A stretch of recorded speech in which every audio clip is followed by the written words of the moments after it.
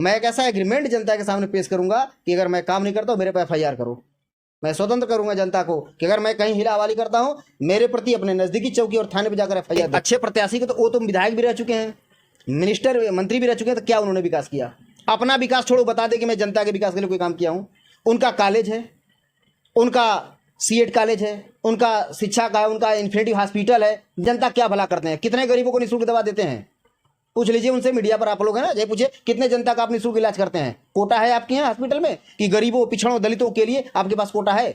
नहीं कोटा है। वो क्या बात करेंगे जनता की भलाई के लिए? वो तो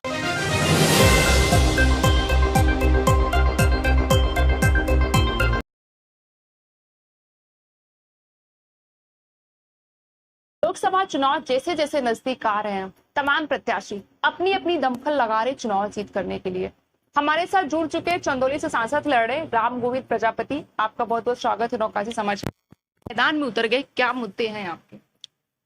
सर्वप्रथम आपके चैनल को, नवकाशी को और आपके सभी दर्शकों का मैं हार्दिक अभिनंदन बंद करता हूं अपने कुम्हार आंदोलन मंच के द्वारा। क्या मुद्दे रहेंगे आपके आप चुनाव में? देखिए, हमारा मुद्दा 3 चीजों पर है: शिक्षा, चिकित्सा और अपने क्षेत्र में उद्योग का स्थापना करना। जो लोकसभा चंदौली अति पिछड़ा में आता है, और जबकि यहाँ पर प्रभुत्ववादी राजनीति के प्रगाढ़ सांसद रहे 2 बार माननीय महेंद्र पांडे जी, मिनिस्टर भी रहे, केंद्रीय मंत्री रहे, लेकिन आज तक हमारे चंदौली का जैसे होता है पति के रहते पत्नी विधवा, हमारे चंदौली की दशा है। आज हमारे चंदौली की जनता को दवा करना पड़ता है, चंदौली की जनता ट्रगमा सेंटर बीएचयू आता है। तो दुर्भाग्य नहीं तो क्या है? जहाँ का 2 बार सांसद, स्टेट से लेके केंद्र तक जिसका सरकार हो, और उसके क्षेत्र की जनता को भागकर वाराणसी आना पड़े, लखनऊ जाना पड़े, दिल्ली जाना पड़े दवा के लिए, तो क्या मतलब ऐसे सांसद, ऐसे विधायक मंत्रियों का? आपको लगता है कि जीत आसान होगा या फिर ये चुनाव आपके लिए आसान होगा? देखिए, चुनाव तो आसान है, मैं चुनाव लड़ा हूं, चुनाव आसान हमारे लिए है, लेकिन अब जनता को आसान बनाना है। जनता को अपनी मूलभूत सुविधाओं के लिए ऐसे प्रत्याशी का चयन करना होगा जो उनके सुख दुख में उपस्थित अपनी दर्ज कराता हो। ये इससे मुझे आसानी लगता है। किसी के लिए चुनाव आसान नहीं है, जनता के लिए आसान है। जनता जिनको सिर पर बैठाएगा वो राजा है, जिसको नहीं बैठाएगा वो भिखारी। क्या उम्मीद करें आप चंदौली की जनता से? चंदौली की हम जनता से यही आशा करते हैं, उम्मीद करते हैं कि जनता जज मालिक होता है और एक सही प्रत्याशी के चयन करे। दारू, मुर्गा, बकरी, बकरा, धोती, कुर्ता, पैजामा, इन सबको बहिष्कार कर, जाति, धर्म, वंश के आधार पर त्याग कर एक सही, कर्मठ, योग्य नेता का चयन करे जो उनके दुख सुख में उपस्थित रहे। प्रत्याशी बहुत है, पक्ष को छोड़ दिया जाए तो प्रत्याशी बहुत है, सबके अपने मुद्दे, आपका भी जो मुद्दा था, लेकिन ऐसा क्या रहेगा कि जनता आपको ही वोट दे? देखिए, हमारा ये रहेगा कि जनता अब तक जितने वादे करते आए हैं, नेता कभी पूरा नहीं किया, लेकिन हमारा जो मुद्दा है, मैं एक ऐसा एग्रीमेंट जनता के सामने पेश करूंगा कि अगर मैं काम नहीं करता हूं मेरे पे एफआईआर करो। मैं स्वतंत्र करूंगा जनता को कि अगर मैं कहीं हिला हवाली करता हूं मेरे प्रति अपने नजदीकी चौकी और थाने पर जाकर एफआईआर दर्ज करो। चुनाव से पहले सारे नेता जनता के हित की बात करते हैं, जनता से प्यार करते हैं, लेकिन जो जनता के हित में चुनाव के बाद रहेगा वही जनता का मीट होता है, आपको पता है। तो सारे, जैसे कि आप दावेदारी कर रहे हैं, बहुत से नेता होते हैं जो दावेदारी करते हैं चुनाव के बाद चुनाव जीत जाएंगे, तो यही दावेदारी रहेगी आपकी? हमारी जो दावेदारी है, जो हमने वादा किया है, जो अपना मैनिफेस्टो बनाया है, उसको 100% उसको उतारूंगा फील्ड में। क्योंकि कहने के लिए ये एक परंपरा बन गया है कि 1951 से अब तक चुनाव हो रहा है, हर बार 5 साल पर चुनाव होता है, लेकिन जनता की दशा दिशा वही है। शिक्षा, चिकित्सा फेल, नल नाली खड़खड़ंजा सब फेल। लेकिन जनता को चुनना है ना, मैं तो अकेले अपने से सांसद बन नहीं पाऊंगा। ये जनता जनार्दन जज मालिकों का आशीर्वाद रहेगा कि सही प्रत्याशी के चयन करें। अपने जाति, धर्म, बिरादरी, वंश के नाम पर और धर्म के नाम पर, कर्म के नाम पर अगर वोट दोगे तो ऐसी खपसे जाओगे, मारे जाओगे, न तुम्हारा विकास होगा। 5 किलो अनाज के लिए तुम लाइन में लगे रहोगे। धर्म के नाम पे, कर्म के नाम पे, मतलब आपको लगता है कि इससे पहले जो वोट जीता था वो धर्म के नाम पे जीता? धर्म के नाम पर जीते थे कि हम आएंगे तो राम मंदिर बनवाएंगे, हम आएंगे तो पाकिस्तान को खदेड़ेंगे, हम आएंगे तो चाइना को खदेड़ेंगे। किसको खदेड़े? राम मंदिर बन गया। हमें बहुत प्रसन्नता है क्योंकि राम के वंशज हमें बहुत प्रसन्नता है कि प्रजापति दक्ष, मारीची, ब्रह्मा का कसर करते करते हम लोग प्रजापति के वंशज है, रामचंद्र जी हमारे वंशज हैं, इसलिए हमें बड़ी प्रसन्नता है। अब उसके बाद प्रसन्नता और आस्था का विषय अलग है, लेकिन रोजगार चाहिए।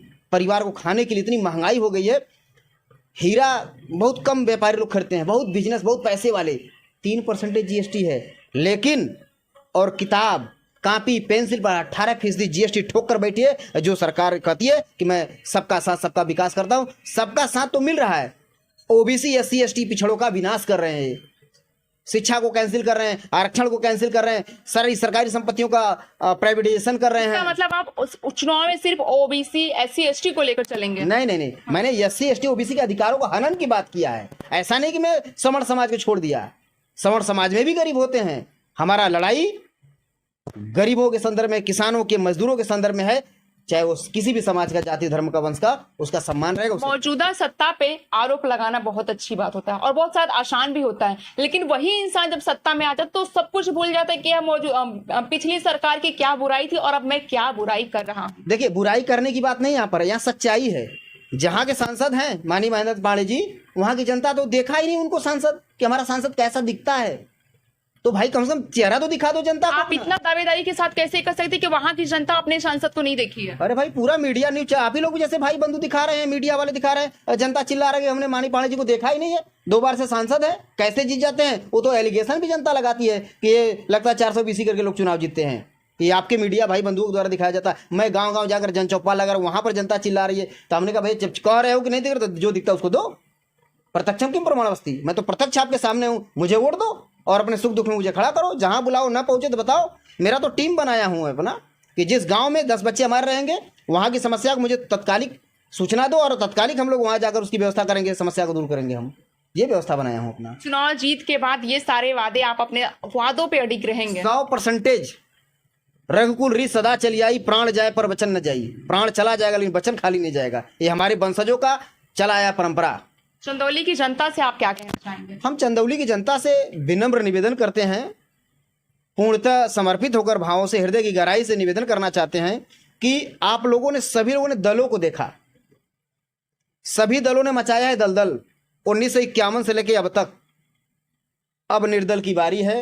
अब निर्दल को जिता कर देखो, तेरा भला ना हो जाए तो फिर कहना। जैसे भगवान श्री कृष्ण ने कहा था, मम एकम शरणम गच्छामि, तुम मेरे शरण में आ जाओ, मैं तुम्हारा भला ना कर दूं तो फिर कहना। वही बात हमारा है। आप मुझे अपने शरण में लेकर देखो, मैं तेरा उद्धार ना कर दूं तो फिर कहना। आपने सिर्फ मेहनत पाड़े का जिक्र किया, वीरेंद्र सिंह जी है, विकास की बात करे वहां पे, तो जनता आपको चुनेगी कि वीरेंद्र सिंह जी को चुनेगी? देखिए, जनता के बीच में अभी जैसे आदरणीय वीरेंद्र सिंह को समाजवादी पार्टी ने टिकट दिया है, तो माननीय वीरेंद्र सिंह यादव विधायक रहे हैं चिरई गांव से, मंत्री रहे परिवहन विभाग में, लेकिन वो कितना जनता का भला किए हैं जनता अच्छी तरह जानती है।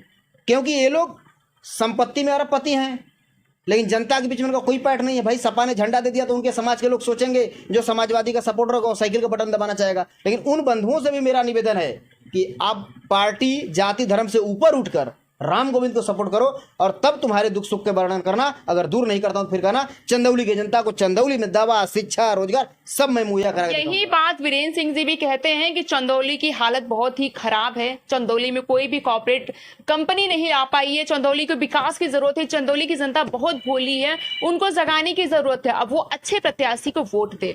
देखिए, अच्छे प्रत्याशी को तो वो तो विधायक भी रह चुके हैं, मिनिस्टर मंत्री भी रह चुके हैं, तो क्या उन्होंने विकास किया? अपना विकास छोड़ो, बता दे कि मैं जनता के विकास के लिए कोई काम किया हूं। उनका कॉलेज है, उनका सीएट कॉलेज है, उनका शिक्षा का है, उनका इन्फिनिटी हॉस्पिटल है। जनता क्या भला करते हैं? कितने गरीबों को निःशुल्क दवा देते हैं? पूछ लीजिए उनसे, मीडिया पर आप लोग हैं ना, ये पूछिए कितने जनता का आप निःशुल्क इलाज करते हैं? कोटा है आपके यहाँ हॉस्पिटल में कि गरीबों, पिछड़ों, दलितों के लिए आपके पास कोटा है? नहीं कोटा है। वो क्या बात करेंगे जनता की भलाई के लिए? वो तो खाली भाई प्रबुद्ध हैं और धन दौलत से प्रबुद्ध हैं, लेकिन जनता के बीच में उनका कोई पैठ नहीं है। देखिए, हम किसी प्रत्याशी को ये नहीं कह सकते वो चुनाव नहीं जीतेगा, लेकिन मेरा जो मुद्दा है, जनता का जो मुद्दा है, ये मिनिस्टर रह चुके हैं, ये विधायक रह चुके हैं, तो उस समय इनका विकास का मुद्दा कहाँ गया था? उस समय अजगरा श्रीपुर या जिसमें चिरई गांव से, तो उसका विकास कहाँ हुआ था? आज भी वैसी चिरई गांव रो रहा है। आज श्रीपुर विधानसभा हो गया है तो भी वैसी दशा है। अगर आप विकास किए होते तो फिर हारे क्यों आप? एक बार राम गोविंद प्रजापति आ जाएगा, फिर जिंदा रहते कोई मुझे हरा नहीं पाएगा अपने क्षेत्र। मतलब आपके हिसाब से मेहनत पांडे जी भी सही नहीं है चंदौली के लिए, वीरेंद्र सिंह जी भी सही नहीं है चंदौली के लिए, श्री गोविंद राम गोविंद प्रजापति ही सही है। हम अपने मुद्दे को जनता के बीच में रख रहे हो, जनता को उसको लाइक कर रहे हैं। ये लोग बन चुके हैं, जो राजा बन चुका है, फिर राजा क्यों बनना चाहते हो जब तुम्हारा हक अधिकार नहीं बनता उस पर लड़ने का? लेकिन भाई धनबल है, संविधान स्वतंत्र है, जो भी लड़ सकता है। आप पैसा भाग लड़ो, मैं परिश्रम करके लड़ा रहा हूं कि भाई मुझे वोट करो। और ये लोग तो राजा बन चुके हैं। जब राजा बन के वो आपको दुख तकलीफ नहीं दिखा, आज दिख रहा है प्रत्याशी बनने के बाद? पहले क्यों नहीं दिखा? पहले क्यों नहीं दिखा? अब तो मैं तो कुछ नहीं हूं, मैं तो एक प्रत्याशी हूं। सुहेल देव से चुनाव लड़ा था, फिर मैदान में सुहेल देव फिर बीजेपी के साथ चले गए। उनकी नीति और नीयत भटक जाती है, वो भटक जाते हैं, तो हम तो भटके नहीं, मैं मैदान में हूँ। तो ये रहे राम गोविंद प्रजापति जी, इनका कहना है कि जो नेता अपना विकास कर चुका है, चंदौली की जनता उसको अब इस बार जीत नहीं देगी। और वही मेहनत पाड़े पर भी इन्होंने आरोप लगाया। इनका कहना है कि चंदौली की जनता हमें चुनेगी क्योंकि हम उनका विकास करेंगे, उनके हित में रहेंगे, उनके मित्र बने रहेंगे। वाराणसी से मैं स्मिता, आप देख रहे हैं नौकासी समाचार। शहरी जन की आवाज नौकासी समाचार। ऐसे तमाम खबरों के लिए बने रहिए हमारे साथ।